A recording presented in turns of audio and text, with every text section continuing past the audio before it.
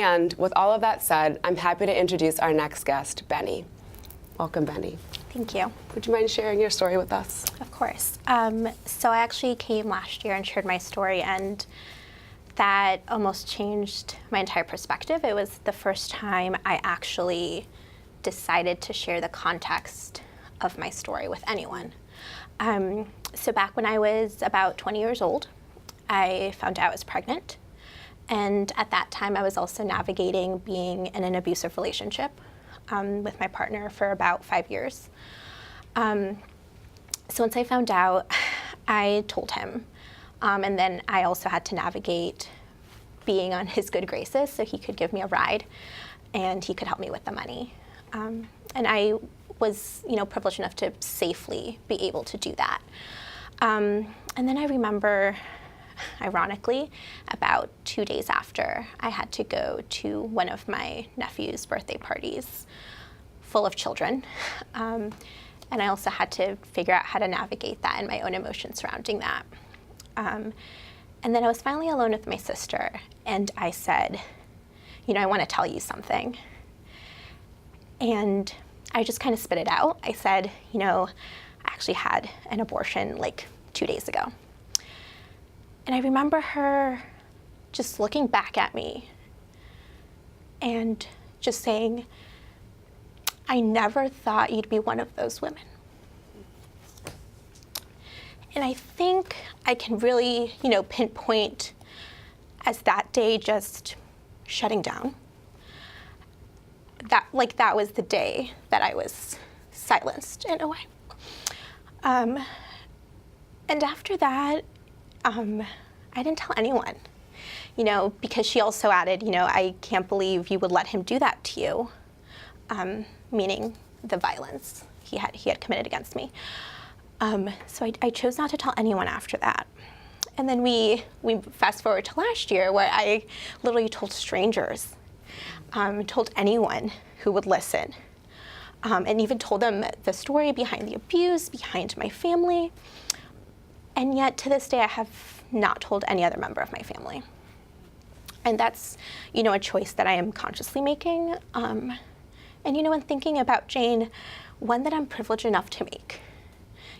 I've thought about her a lot, and it seems to me that I always use the word lucky to describe my experience, because I was lucky enough to have enough money, and lucky enough to have someone to drive me, and lucky enough that there were no complications. And then this year, I've kind of changed that word to, I wasn't really lucky. I was just really privileged. I didn't have to worry about my immigration status. I didn't have to worry about not having enough money. I didn't have to worry about any danger, like physical danger to a certain extent. And so with that privilege, I started thinking, I can sit up there and I feel safe enough to tell my story, then why aren't I doing it? Because at this point, that's one of the biggest forms of resistance, especially during these political times, then I have to take it. Yeah. Thank you for sharing that and for sharing your kind of shift in language too. I'm curious if you could tell us a little bit more about what connections you do see between yourself and the Jane Doe. Yeah, a couple. And one that is most ironic is that there is not many connections. Our experiences were so incredibly different. But one that always sticks out with me is that she had absolutely no choice, and she had to convince people to allow her to have this basic human right. She didn't have a choice whether to tell her story or not. She had to go before court and have this publicized, that she was pregnant. Her parents were informed without her consent. And all of these instances that made me recognize that they're not just coincidental, right? These are actions taken specifically to already oppressed and marginalized communities, specifically in this case, undocumented young people, people of color, low-income people, and that's not coincidence.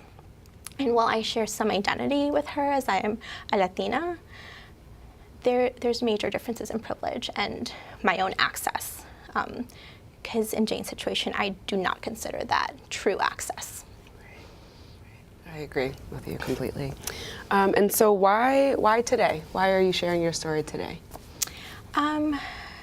So I think for me, I had always held this belief of, I don't owe anyone my story. I don't need to tell people why I chose it. I chose it because I wanted to, and that's my business, and that was that. And I think reflecting upon that for me has been big because to a certain extent, I don't owe anyone my story.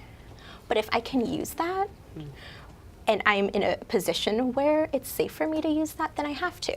And I say have to because literal lives are at stake, right? People's human dignity is at stake. And I think that's why. I'm just taking advantage of that. Well, thank you so much for being here with us today and for sharing your story Thanks, with Stephanie. us.